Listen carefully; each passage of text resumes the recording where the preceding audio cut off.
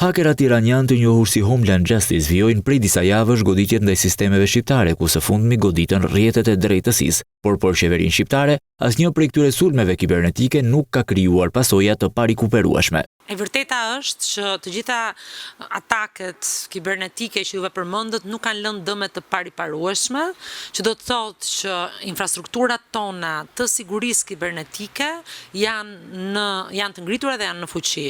Ministri e Ekonomisë dhe Inovacionit Delina Ibrahimaj e pyetur nga Ora News pas mbledhjes së qeverisë, theksoi se investimet për sigurinë kibernetike do të vijojnë. Në botën e zhvillimeve të sistemeve, çka nuk mund të evitohet, janë të tilla lloje sulmesh. Do të vazhdojmë të investojmë në këtë drejtim, pasi e ardhmja është digjitale dhe sigurisht që luftat e të ardhmes do të jenë luftat digjitale. Digitalizimi i institucioneve shtetërore, po ashtu do të vijojë dhe hapi i radhës është eliminimi i shkresave në letër për t'u bërë elektronikisht.